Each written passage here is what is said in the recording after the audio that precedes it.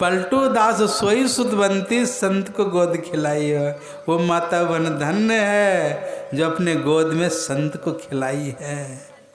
हैं ऐसे संत 2-4-10 ठो अगर महर्षि में ही हो जाए तो कितना संत मत का प्रचार होगा।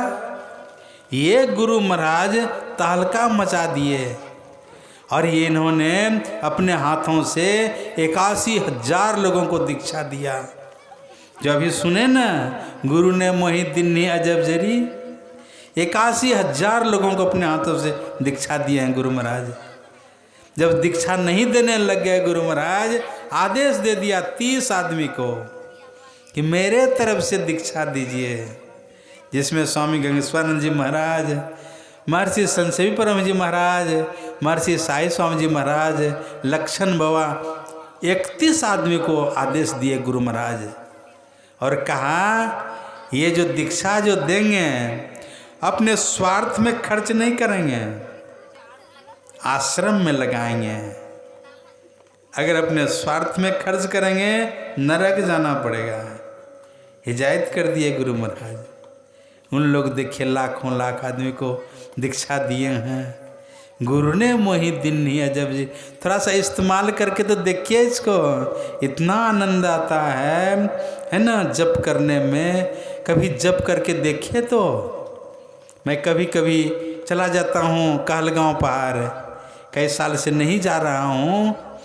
वहाँ 4 महीना तक रहते थे। तो वहाँ पर एक साधक था, 6 बजे घुसता था वो गुफा में, सुबह में स्नान कर लेता था। वो 6 बजे सुबह घुसता था और 6 बजे शाम को निकलता था। तो कई घंटा हुआ? 12 घंटा गुफा में रहता था। कभी मौका मिले जाकर देखिए, ऐसी गुफा है, जाड़ा के दिन में स्वेटर वेटर खोलना पड़ता है और गर्मी के दिन में इतना ठंडा शीतल।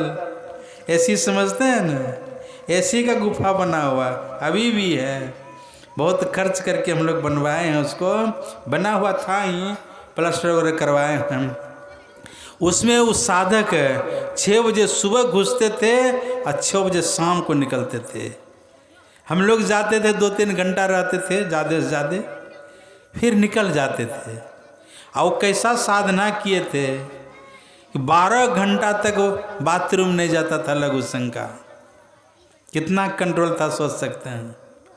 मेरे मन में एक दिन हुआ, बाहर निकलता था ना, फिर हम लोग एक के साथ में बैठ कर भोजन करते थे। भोजन बनता था, खाते थे।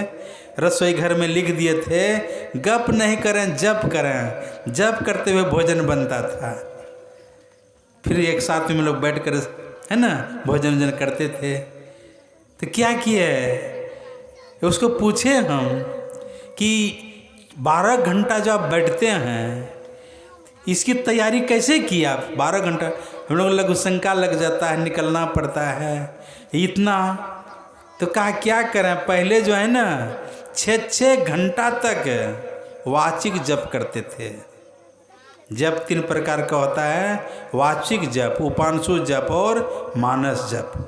वाचिक जप में 10 गुना लाभ होता है, उपांशु जप में 100 गुना लाभ होता है और मानस जप में 1000 गुना लाभ होता है। इसलिए संत महात्मा बतलाते हैं मने मन जप करें, ठोर भी नहीं हिले, जीभ भी नहीं हिले, मने मन जाप करें। बतलाया 6 घंटा तक वाचिक जप करते थे। जैसे कीर्तन में करते हैं लोग, हरे राम हरे कृष्ण, कितना पहर का होता है? 24 पहर का होता है, 72 घंटा होता है। मेरे मन में हुआ ये जो 12 घंटा घुस के रहता है वहाँ, देखें 12 घंटा क्या करता है ये। प्लास्टिक वाला बोरा ले लिए और जाकर पहले घुस गए, हम चप्पल उप्पल नहीं लगे। उसका निशानी होता था जो चप्पल अगर अंदर कोई चला गया तो चप्पल देख लेगा कि है चप्पल, तो कहे जो कोई गया घुसा है अंदर तो चप्पल नहीं ले गए, प्लास्टिक वाला बोरा ले लिए और जाकर कोना में बोरा को खड़ा कर दिए, एक लकड़ी दे करके, और उसी में जो है हम छिप गए। तो ठीक है ना, 6 बजे पहले हम घुस गए थे, ठीक 6 बजे आया वो, और 6 बजे आया, आसनी थी उनकी, आसनी में बैठ गए।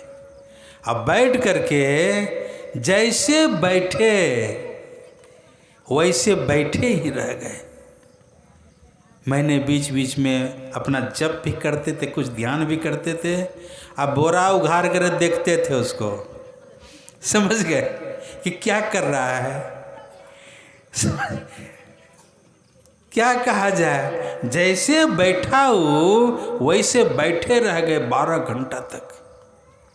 मैंने कहा धन्य है ये, तन थीर, मन थीर, बचन थीर, सुरत निरत थीर हो, कहे कि इस पलक को कल्पन पावे कोई साधक का अगर शरीर स्थिर हो जाए, अब मन जो कहाँ कहाँ भागता है, मन स्थिर हो जाए, तन थीर, मन थीर, बचन थीर, सुरत निरत थीर हो, कहे को इस पलक को कल्पन पावे कोई, कल्पों का रास्ता पार हो जाएगा। मैंने कहा धन्य है ये, 12 घंटा तक एक आसन से बैठे रह गए, जरा सा भी नहीं हिले।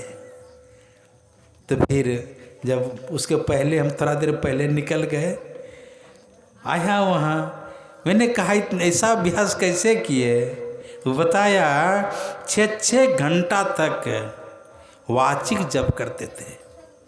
आप लोगों को भी जो दीक्षा लिए हैं, अगर मौका मिल जाए घर के अंदर में छिटकिनी बंद कर दीजिए रूम में, और 1 घंटा तक वाचिक जप कीजिए। हे राम लोग कहते हैं ना, तो जो दीक्षा लिए हैं हे लगा दीजिए। अगर आप जाएंगे कुप्पा घाट तो मंत्र ही लिख कर रख दिया है संखमरमर के समाधि मंदिर में, तो किसी को पता है कौन चीज़ है ये, लेकिन जो दीक्षा लिए ना उसको पता है कि यही मंत्र है। क्या है? अल्लो जो दीक्षा नहीं ले उसको कुछ पता है, समझ गए? तो अभ्यास करें 1 घंटा तक, अगर वाचिक जप हो जाए फिर उपांशु जप होगा और मानस जप स्वतः होने लगेगा। अगर किसी का मानस जप सिद्ध हो जाए, जपात सिद्धि सतगुरु सतगुरु नितहि पुकारत, छीजत पाप समूह रहे। अगर जप अगर हो जाए, जन्म जन्मांतर का जो पाप है समाप्त हो जाएगा।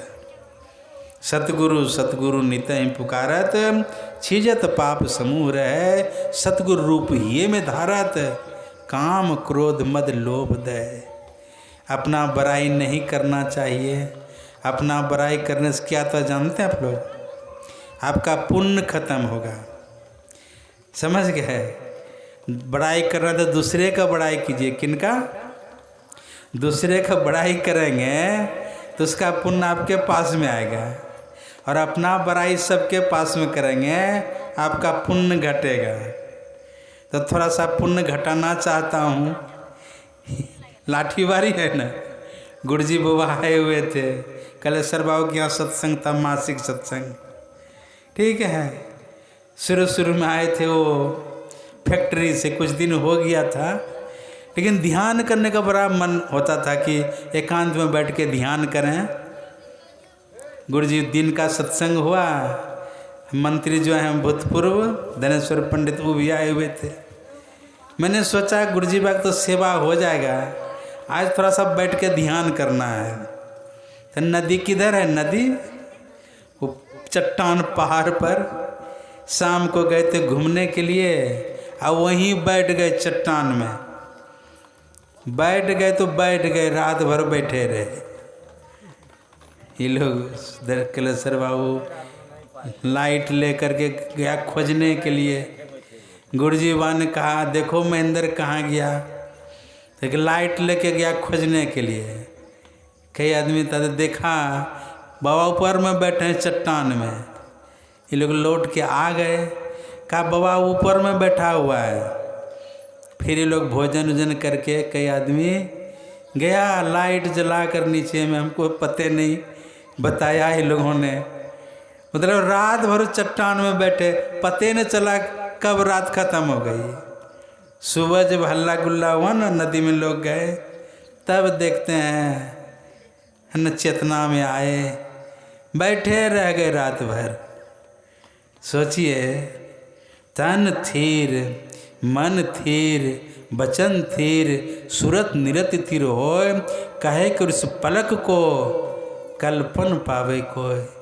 कल्पों का रास्ता पार हो जाता है।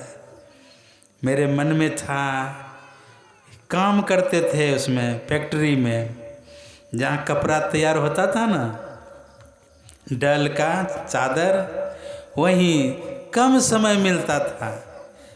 12 घंटा ड्यूटी करना पड़ता था। 8 बजे जाते थे, 8 बजे छुट्टी मिलता था। और छुट्टी मिलने के बाद में लगता था, जो मेरा साथी रहता था ना, भोजन वोजन बना के जाता था। और छोड़ते थे तो लगता था आराम से सोएं। कभी सो जाते थे, कुछ नहीं करते थे। न तो स्नान होता था, न सोच जाते थे, न कुछ खाते थे। नहीं तो प्रायः वहाँ से छूटने के बाद में सोच जाते थे, नहाते थे, थोड़ा देर तक ध्यान करते, 10 मिनट, ज़्यादा नहीं, खाली फॉर्मेलिटी निभाने के लिए। तो 10 मिनट में क्या होगा। लेकिन जैसे आंख बंद करते थे, वैसे दृष्टि सिमट जाती थी। लेकिन क्या कहा, पेट में भूख है तो ध्यान बनेगा। ठीक, किसी तरह 10 मिनट बैठते थे, फिर छोड़ के जलपान पर कर सो जाते थे। तो मेरे मन में हुआ, जब जो है शादी विवाह करना ही नहीं है, गृहस्थी बसाना ही नहीं है, तो क्यों नहीं कोई आश्रम में रह करके रहेंगे, साधन करेंगे। तो बराबर धनेश्वर पंडित, शंकर दत्ता, ये सब मिलने के लिए जाते थे हमको डेरा में। कहते थे क्या ही 12 घंटा ड्यूटी करते हैं, चलिए कर्माटार में रहिएगा। आए वहाँ पर 10 मिनट जो बैठते थे, उसमें जो अनुभूति होती थी, अभी घंटों बैठते हैं लेकिन उस अनुभूति से भेंट नहीं है। लगता है खूब बैठे ध्यान करने के लिए, लेकिन कुछ अनुभूति ही नहीं होती है। क्या करें। तो वो जो है पसीने की कमाई थी, है का हलाल की कमाई। अभी गृहस्थ के यहाँ भोजन करते हैं तो गृहस्थ को पुण्य देना पड़ता है। क्या हिस्सा मिलता है जानते हैं आप लोगों को? साधु महात्मा जो खिलाते हैं, घर बैठे 6 आना मिलता है। कितना? 6 आना मिलता है। और उधर कितना रह गया? 10 आना। तो 10 आना में अब कमाएंगे तब न। सफ़र कर जा रहे हैं, ध्यान कर सकेंगे? तो ध्यान भी छूटा, इधर गृहस्थ का अन्न खाए तो घर से घाटा भी लगा। तो कितना घाटा सहेंगे। समझ गए आप लोग? इसलिए सोचे स्वावलंबी जीवन बितावें तो कुछ खेती है ना सिद्धमार्ग में, कुछ फसल होता है ना। जाने में बहुत परेशानी, आने में परेशानी। ध्यान भजन बनेगा रोज, आज यहाँ कल वहाँ परसों यहाँ, लोगों को लाभ मिल जाता है, लेकिन मुझे बहुत घाटा लगता है। सुनिए गुनिए समझिए समझाइए, दशा हृदय नहीं आवे। कहने के लिए कह देता हूँ, कुछ समझ में आ भी जाता है, लेकिन वैसी दशा नहीं। वो जो 10 मिनट ध्यान करते थे, उसमें जो अनुभूति होती थी, अभी घंटों बैठते हैं तो उससे भेंट नहीं है। ये समझिए घाटा है। ठीक है, लेकिन आप लोगों को थोड़ा लाभ मिले, इसके लिए 8 एवं 9 मार्च सत्संग है। कहाँ? सिद्धमार्ग में विराट आयोजन। बहुत आदमी दीक्षा लेंगे, दूर दूर से लोग देखना चाहते हैं कितना बढ़िया आश्रम है, नदी किनारे है। हमारे कलेश्वर बाबू सब है ना, शिव बाबू सब लगे हैं उसको बढ़िया सौंदर्यीकरण करने के लिए। पलस्तरा नहीं हो रहा तो कुछ पलस्तरा हो रहा है, और बढ़िया लगेगा देखने में, लोगों को लाभ हो। अब मैं 3 लोगों से कहता हूँ, कम से कम 1 महीने का ध्यान अवश्य रखिए। साल में 1 महीना का ध्यान हो, 1 महीना का ध्यान में कितना 30 दिन हुआ। 30 को 5 से गुना कीजिए, लगभग 150 होगा। नहीं, 150 घंटा हुआ। कितना? 30 दिन अगर ध्यान करेंगे तो एक दिन में 5 घंटा बैठना पड़ता है। तो 30 को क्या करें, 5 से गुना कीजिए तो कितना होगा? 150 होगा। 150 घंटा, और 150 घंटा के अंदर में अगर ये को साधक को तन थिर, मन थिर, वचन थिर, सुरत निरत थिर हो, कहे कर उस पलक को कल्पन पावे को, कल्पों का रास्ता पार हो जाएगा। कर्माटान आश्रम में 50 साल से नवरात्रा का कार्यक्रम चल रहा है। अभी भी 3 तारीख से 11 तारीख तक हुआ। एक साधिका थी, बैठी 5 बजे सुबह में स्नान करके, 5 से 6 ध्यान होता है ना, मैं बनाया था। अमला गाछ के पास में गुफा बनाया था, लेकिन सफल नहीं हुआ। बहुत सब सिक्कड़ सब निकल गया ना, तो नहीं बन पाया, मिट्टी ऊपर में जमा थी। वो साधिका स्नान करके आई 5 बजे। अब 5 बजे बैठी तो बैठे रह गई वो समूचे दिन। 6 बज गया शाम, अंधार हो गई। गुरुजी बाबा गए, कहा तुम यहाँ बैठी है, चलो गुरु महाराज का रूम में बैठना। वहाँ से उठी, दौड़ के चली गई वो गुरु महाराज का रूम में, फिर वहाँ जाके बैठ गई। एक को आदमी अगर ऐसा अगर हो जाए, तन थिर, मन थिर, वचन थिर, सुरत निरत थिर हो, कहे को इस पलक को कल्पन पावे को, कल्पों का रास्ता पार हो जाएगा। तो सुनने में इतना आनंद लगता है। अगर कहीं माता वंशा पुरुष सब अगर साधना करे तो कितना आनंद आएगा। जहाँ भी आश्रम बना है अवश्य उसको पवित्र रखिए, और फिर बीच बीच में ध्यान अभ्यास का जरूर कार्यक्रम रखिए। लोग कम से कम समय निकाल करके आएंगे, ध्यान करेंगे, सत्संग करेंगे तो बहुत अच्छा हुआ। जो मासिक सत्संग आप लोग किए, बहुत पुण्य का काम हुआ। इसको वार्षिक सत्संग आप लोग कह सकते हैं। साल में तो एक बार ना मासिक सत्संग होता है। 12 गांव में 12 जगह बांट दिया गया है। तो जिस गांव में मासिक सत्संग हो तो साल में एक बार ना मासिक सत्संग होता है। तो उसके लिए वार्षिक सत्संग कहिए, साल में एक बार। आप लोगों की प्रेम उत्साह बहुत है, तो घड़ी कुछ बोल रही है। इन्हीं शब्दों के साथ अपनी वाणी में विराम देना चाहूँगा। बोलिए प्रेम से श्री सद्गुरु महाराज की।